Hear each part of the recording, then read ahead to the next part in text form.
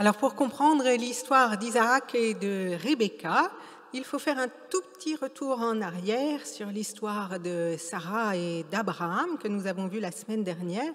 Mais si vous n'étiez pas là, je trace juste les grandes lignes de ce que nous avons évoqué pour avoir le lien donc avec cette histoire d'Isaac et de Rebecca.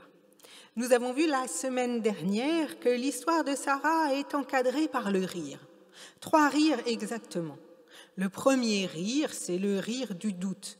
Souvenez-vous, lorsqu'Abraham et Sarah accueillent 3 étrangers et que l'un de ces étrangers annonce que Sarah aura un enfant, Sarah rit, d'un rire incrédule. Comment cela pourrait-il être puisque le temps d'avoir des enfants est passé pour moi, dit-elle. Mais 1 an plus tard, à ce rire d'incrédulité, va répondre un rire de joie. Lorsque Sarah met au monde un fils, Abraham et elle le prénomment Isaac, ce qui veut dire « il rira ». Sarah inscrit donc la joie de vivre, la joie d'éclater de rire, la joie de regarder la vie du bon côté dans le prénom même d'Isaac. Isaac, il rira, c'est la promesse qui s'accomplit, c'est l'espérance qui l'emporte sur le découragement, c'est la vie qui triomphe alors que l'horizon semblait fermé. L'histoire aurait pu s'arrêter là, mais voilà que tout à son bonheur, Sarah ne va pas supporter le rire d'Ismaël, le frère d'Isaac qu'Abraham a eu avec Agar. Voyant Ismaël rire, elle considérera le rire de ce dernier comme une menace pour Isaac, et elle convaincra Abraham de se séparer d'Agar et d'Ismaël et de les abandonner au désert. Ainsi, oui, la vie de Sarah est rythmée par ces 3 rires, le rire d'incrédulité, le rire de joie et le rire de l'autre qui est vécu comme une menace. Ces rires de Sarah nous ont permis de réfléchir à nos propres rires, nos rires qui sont parfois des rires d'incrédulité ou des rires de défense. Mieux vaut rire que pleurer, disons-nous parfois. Oui, parfois nous préférons rire d'une situation lorsqu'elle est trop douloureuse. C'est une manière de la mettre à distance. Parfois aussi, il peut nous être insupportable de voir les autres rire, d'être heureux, lorsque nous traversons un temps d'épreuve ou de difficulté. Car oui, le bonheur d'autrui peut parfois creuser en chacun d'entre nous un sentiment de souffrance ou de peur, et nous préférons alors nous protéger comme Sarah, en nous séparant de ceux qui rient tout à leur joie. Bien sûr, il y a aussi d'autres rires que l'histoire de Sarah ne met pas en évidence, les rires moqueurs ou blessants dont les humains sont parfois capables, ces rires que la Bible dénonce lorsque, par exemple, les soldats rient de voir Jésus humilié, revêtu d'une couronne d'épines. Mais de l'histoire de Sarah, nous avons vu surtout la semaine dernière l'importance de garder le rire de joie, ce rire qui dit la vie qui triomphe, ce rire qui invite à regarder le futur avec les yeux de l'optimisme. Il rira, dit Sarah de son fils, il rira quand c'est elle finalement, car sa vie, la vie d'Isaac, n'est pas écrite. Mais en le prénommant ainsi, le couple Abraham-Sarah inscrit la promesse et l'espérance dans la vie de leur enfant comme une invitation à ne jamais céder au découragement, comme une promesse que le rire est là devant, en avant de soi. Pour ceux et celles qui voudraient faire de Dieu d'abord un père fouettard ou ce père fouettard que notre imaginaire a bâti, le récit biblique avec Isaac, il rira, nous offre un magistral contre-pied. Tout au contraire, c'est à rire de joie que Dieu nous appelle avec Isaac. Et nous voici justement aujourd'hui avec Isaac et Rebecca. Alors la vie d'Isaac a-t-elle été joyeuse, heureuse? Isaac a-t-il ri? Nous y reviendrons tout à l'heure. En tout cas, contrairement à Abraham, dont l'histoire a été marquée par ce long chemin depuis la Mésopotamie jusqu'à la terre de Canaan, métaphore du chemin de la foi, Isaac, lui, c'est celui qui va rester sur place. D'ailleurs, vous l'avez entendu, son père ne veut pas qu'il retourne, qu'il fasse le chemin inverse, qu'il retourne en Mésopotamie. Ce serait annuler tout ce que son père Abraham a fait. Isaac est là pour rester en terre de Canaan et être celui qui va prendre racine, si l'on peut dire ainsi. Dans le récit biblique, si vous relisez des extraits que nous n'avons pas lus, vous verrez que la tâche principale d'Isaac sera de déboucher les puits que son père a fait creuser et que des clans rivaux ont rebouchés. À côté de ces puits, qu'il vient donc remettre en ordre de marche, il va aussi creuser de nouveaux puits. Alors c'est là très intéressant, car en hébreu, le mot puits, ber, ça veut dire aussi l'interprétation, l'explication. En permettant à l'eau de jaillir, on peut voir peut-être une allusion symbolique à la parole qui fait vivre, et le fait d'ouvrir les puits, de puiser l'eau, eh bien, c'est une invitation à chercher le sens de la parole, à interpréter les paroles qui sont données pour qu'elles puissent faire vivre. Ainsi, on peut considérer, c'est là une interprétation, Isaac, comme celui qui a soif d'une parole, une parole de vie, et qui vient ouvrir le champ de l'interprétation. Une foi donc qui n'est pas simplement un chemin de foi, mais qui nécessite d'être approfondie à l'écoute de la parole à laquelle nous puisons, comme nous le faisons en ce moment même. Mais venons-en donc à Rebecca, puisque c'est Rebecca aujourd'hui qui nous intéresse. Rebecca, vous l'avez entendu dans le récit biblique, occupe une place de premier rang à 2 reprises. La première, c'est lorsqu'Abraham envoie son serviteur Eliezer la faire chercher. Et la seconde, c'est lorsqu'elle profitera du grand âge d'Isaac pour tromper ce dernier et faire passer Jacob pour Ésaü, afin que la bénédiction réservée au fils aîné revienne non à Ésaü, mais à Jacob. De Rebecca, nous avons donc 2 visages. Le visage de l'intrigante en fin de vie, de celle qui intrigue pour prendre l'avenir de ses enfants en main, pour tenir les rênes de leur destinée, pour transformer l'avenir.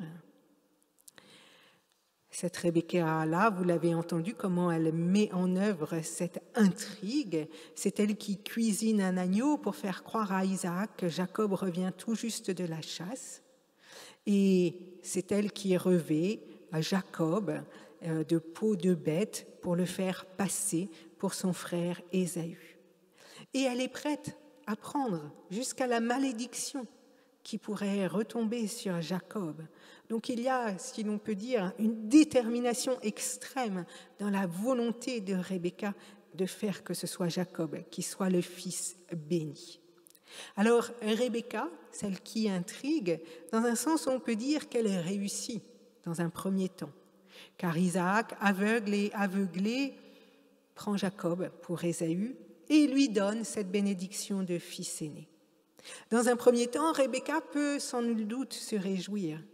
Elle a déjoué le destin, tout ce qui était écrit. C'est elle qui a fait l'avenir, le futur. Elle a transformé la vie de ses enfants. Souvenons-nous, au moment de sa grossesse, Rebecca, inquiète des mouvements qu'elle ressentait, avait, nous dit le récit, consulté le Seigneur, on ne voit pas très bien ce que ça veut dire, et obtenu cette réponse que l'aîné servirait le puits-né. Alors, en agissant ainsi, en prenant le destin de Jacob en main, en faisant en sorte que ce soit lui qui soit béni, peut-être Rebecca, pense-t-elle, accomplir la prophétie qui lui a été donnée. Je ne sais pas comment vous interprétez, vous, cette Rebecca intrigante, et de quelle manière elle vient vous habiter, si vous trouvez son geste plutôt bien ou au contraire quelque chose qui n'aurait pas dû être. Il y a toutes sortes de manières de lire cette attitude de Rebecca. Nous pouvons, en restant au bord du texte, en suivant le texte, considérer que Rebecca peut-être a bien fait, car finalement, on nous dit que la bénédiction devait revenir à Jacob. Rebecca, peut-être n'aurait-elle fait rien d'autre qu'accomplir les projets de Dieu. Mais nous pouvons penser que si c'est Jacob qui devait être béni, Dieu était tout à fait capable de faire en sorte qu'il soit béni, sans en venir, sans en passer à cette intrigue. Quelque part, ça nous renvoie aussi un petit peu, vous vous souvenez, au doute de Sarah Sarah à qui il avait été promis un enfant et puis qui finit par douter que qu'elle pourra avoir cet enfant, et donc qui choisit elle aussi d'intriguer et de donner sa servante Agar à Abraham pour qu'elle puisse ainsi avoir un enfant par personne interposée. En réalité, Ismaël sera pour Sarah ensuite une source de souffrance puisqu'elle ne le supportera plus lorsqu'elle aura son propre fils Isaac. Donc on voit que lorsqu'on choisit de faire advenir de toute force le destin entre nos mains, finalement les conséquences ne sont pas si faciles. Et nous pouvons considérer peut-être, en prenant un peu de distance, que Rebecca, finalement, préférant Jacob, a tout fait pour que ce dernier hérite de la bénédiction au détriment d'Ésaü, et qu'elle a largement favorisé la jalousie entre les frères, qu'elle a, à son insu peut-être, détruit aussi cette fratrie d'Ésaü et de Jacob. Quoi qu'il en soit, quelle que soit la manière dont nous lisons cet épisode, cette Rebecca intrigante, il est clair que Rebecca va payer très cher les résultats de ses intrigues. Car si elle a maîtrisé la bénédiction, eh bien elle ne maîtrisera pas la colère qui résultera de la tricherie. Devant la colère d'Ésaü, Jacob n'aura d'autre solution que de s'enfuir loin, très loin, de repartir vers la maison du frère de Rebecca, Laban, l'oncle de Jacob et d'Ésaü en Mésopotamie. Mais là-bas, Jacob va rester plus longtemps sans doute que Rebecca ne l'avait escompté. Et Rebecca mourra sans avoir revu Jacob, que Laban, son frère, fait travailler dur pour qu'il puisse épouser Léa et Rachel. Voilà Rebecca, ses intrigues et ses manigances, et le prix qu'elle va payer de ses intrigues et ses manigances, peut-être pour avoir douté finalement de la promesse qui se serait sans doute accomplie d'une autre manière, d'une autre façon, comme finalement s'est accomplie la promesse pour Sarah. Alors de cette Rebecca-là, que pouvons-nous retenir ? Quelle que soit l'interprétation que nous choisissons, le récit biblique nous invite finalement à réfléchir. Lorsque nous cherchons à manigancer, lorsque nous cherchons à prendre les rênes de la vie, et surtout les rênes de la vie d'autrui, sachons-le bien, cette histoire nous le raconte, nous ne maîtrisons pas tout. Rebecca choisit d'écrire l'avenir et cherche à s'en rendre maître. C'est elle qui va décider qui sera héritier de la promesse. Mais voilà, le propre de l'avenir, c'est qu'il nous échappe. Si Rebecca a donc maîtrisé la bénédiction, eh bien, elle ne maîtrisera pas, nous l'avons dit, la colère d'Ésaü, la fuite de Jacob, son installation en Mésopotamie. Tout cela, elle n'a pu le prévoir ni le maîtriser. Donc lorsque nous sommes tentés, nous aussi, par les intrigues ou les manigances, lorsque nous voulons formater le destin des générations à venir, comme je crois tout parent a à un moment donné la tentation inconsciente de modeler le destin de ses enfants, il nous faut nous souvenir que chacun est appelé à tracer son propre chemin à sa manière. Peut-être que ce visage-là de Rebecca nous est donné pour nous rappeler à l'humilité lorsque la tentation se fait grande de nous croire maîtres du destin. Alors revenons maintenant sur le premier visage de Rebecca, celui qui nous est révélé dans la rencontre avec Éliézer. Ce récit que je vous ai lu, haut en couleur, très éloigné de notre conception aujourd'hui de l'amour et de la demande en mariage, marqué par le poids des siècles, est un récit donc bien éloigné de nos standards modernes de rencontres amoureuses et de coups de foudre. Les femmes y apparaissent très prosaïquement comme l'objet d'une tractation. Voilà qu'Éliézer part sur ordre d'Abraham pour chercher une épouse avec 10 chameaux, une femme contre 10 chameaux. Bon, la femme apparaît là davantage comme un bien, une marchandise, que comme un alter ego dans le couple. Dès qu'Éliézer a jeté son dévolu sur Rebecca, il lui passe des bracelets au bras, signe de l'alliance qu'il veut réaliser. La jeune femme le mène près des siens, auxquels Éliézer dévoile les projets de mariage avec Isaac, qu'Abraham l'a chargé de réaliser pour lui. Finalement, dans l'histoire, Isaac et Rebecca, les deux protagonistes de ce mariage, semblent bien absents, en tout cas pour Isaac, de cette histoire qui semble se faire complètement par-dessus eux sans qu'ils soient consultés. Ainsi en est-il aux temps anciens où les mariages se concluaient de famille à famille dans des tractations, des alliances qui aujourd'hui nous échappent. Mais par-delà ce récit, bien éloigné de nos standards actuels de société occidentale, ce qui est intéressant, c'est de voir le critère qu'Éliézer choisit pour déterminer celle qui pourra être l'épouse d'Isaac. Car au bord du puits, les femmes sont nombreuses à se retrouver pour puiser l'eau nécessaire à la vie quotidienne. Alors laquelle choisir ? Éliézer aurait pu essayer de se repérer peut-être parmi les familles d'appartenance, de tenter de déterminer la puissance du clan d'appartenance. Il aurait pu choisir le critère de la beauté ou celui de l'âge. Mais c'est un autre critère qu'il va retenir, un critère essentiel dans la Bible, le critère de l'hospitalité. Celle qu'il choisira devra accepter de lui donner à boire à lui, l'étranger de passage, et qui plus est, proposer de faire boire ses chameaux. Alors le lecteur moderne que nous sommes pourrait y voir une position abusive. Éliézer ne pourrait-il pas faire boire ses chameaux par lui-même ? Mais au regard des critères de l'époque, ce geste est tout au contraire un geste d'offrande, voire d'entraide, pour l'étranger fatigué par le voyage. Il manifeste l'accueil d'autrui et la capacité à prendre soin de lui. Ainsi, c'est cette vertu de l'hospitalité qu'Éliézer va retenir chez Rebecca. Certes, il nous faut moduler cela, puisque le récit nous dit que de surcroît, Rebecca était aussi très jolie. Mais c'est cependant bien le grand cœur de Rebecca qui va orienter la décision d'Éliézer.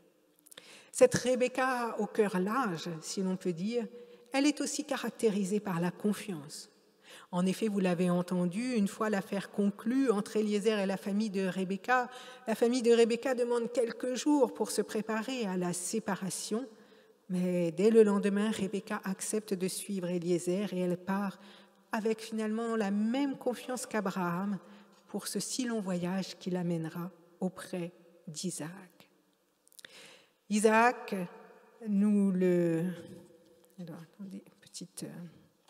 Isaac, nous le disions, a été prénommé Ilérira. Ilérira a-t-il eu une vie heureuse ? Nous ne le savons pas, mais nous savons que son union avec Rebecca fut sans doute plutôt heureuse. En effet, vous l'avez entendu, le récit nous dit qu'il se console de la mort de sa mère avec Rebecca.